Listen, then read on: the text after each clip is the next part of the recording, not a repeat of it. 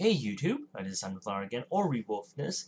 This video is more of a beginner's guide of how to fight Fire Dragon, the next hard adventures of where you're going after your fresh level 50, get your gear score up to 2100.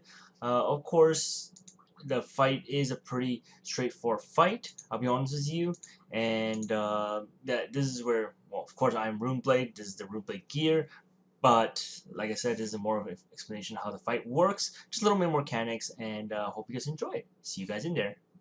So as you just hit level 50 and get your 2100 gear and go for a hard ventures, everyone wants to go to Fire Dragon. I will highly recommend that too. It's because that Fire Dragon has the least team setup. What I mean by that is that this team does not need to, well, this run, sorry, my bad, does not need knights or a priest to further this fight. Okay, so the first phase is very simple. Okay, I know where you're thinking, hey, this is not a Fire Dragon, this is a Salamander. I know, I'm not gonna go to the animal conversation here, but yes, he is a salamander. So anyway, his first phase, he puts a red target under you, which you see where I have it there, and he charges at you. I know some people were like saying, "Hey, how do you DPS and dodge at the same time?"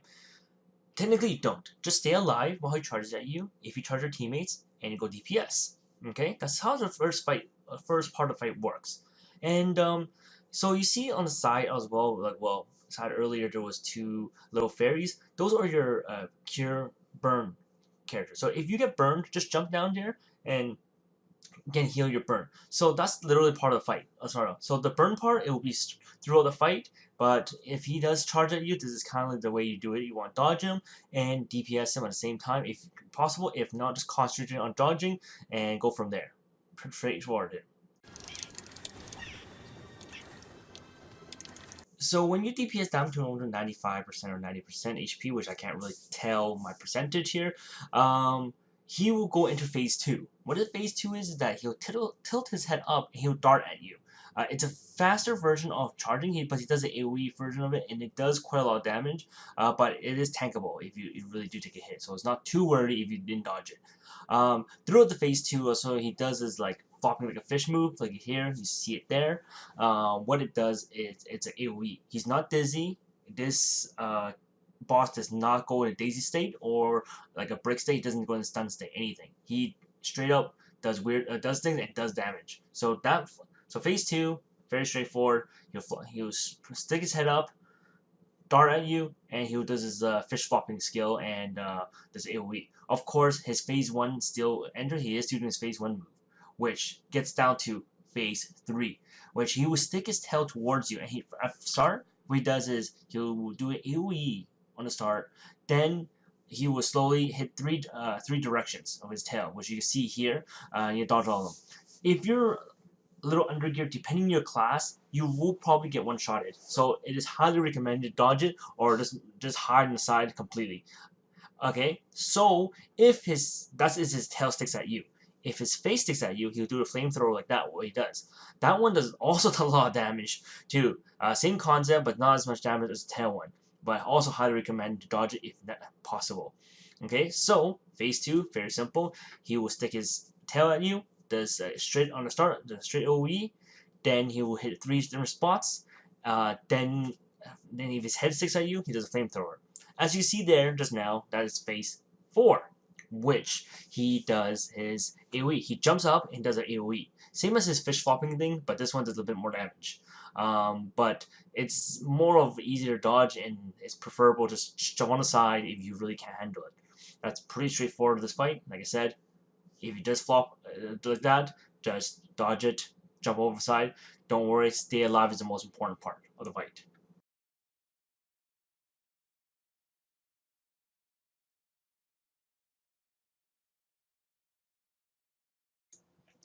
So after a while in phase 4, you will enter in phase 5, the one-shot mechanic. Actually, it wouldn't be called one-shot, but if you're between the 2100 to around 3k, you probably will get one-shotted. So how does that show you, and how does you know when it does it? It's the best way of doing it, and how I figured out is when he literally says "grr." You see it say he'll be "grr." then he will do it. Zon volume, he just talks. You can see it there. So when he does it, just quickly hide in a hole, which you see actually the ground has a bunch of holes in case he does do it somewhere not close to on a corner that you jump off. And henceforth of that, he does not do it in the center or the side. He only does it on a corner of a map. Okay, that's the only time he does it.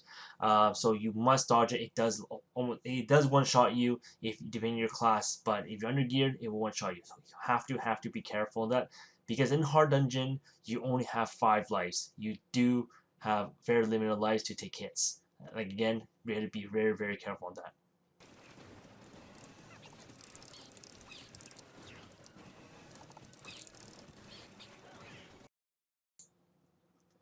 So after all that stuff going through, I just fast forward the whole thing. He just keeps going. He will enter this final phase, which is a bit annoying. So what's going to start here is that the fairies will give you water. I don't know, water walking, I guess, right? And that's it. You just walk through lava. That's the only thing it's used for, nothing else. So in this phase, this final phase here, he doesn't move. He just stands there. Well, sits there, I guess. And he does 3 different moves. One of them is his flamethrower. He doesn't run and chase you anymore. He doesn't do any of that. So his first move is this flamethrower does. So in order to see what's going on, he does a spin and he does AoE. You must hide in a corner like we're doing here, and that's the only corner that could be hide. I believe the other side does too, but this is the more effective way.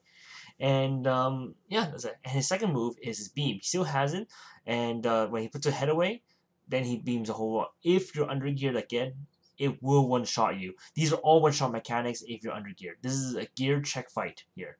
Uh, unless you dodge all the mechanics completely.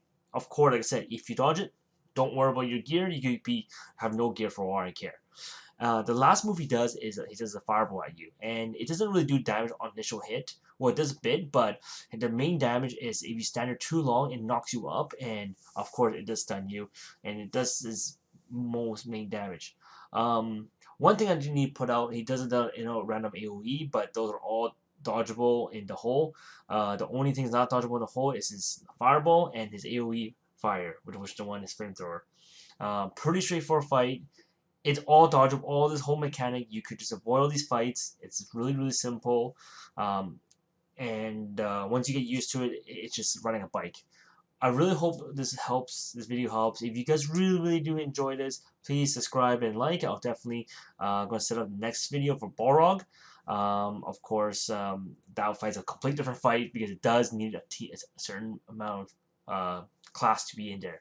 Okay, so yeah, I'll play the rest of the game here and hope you guys enjoy it.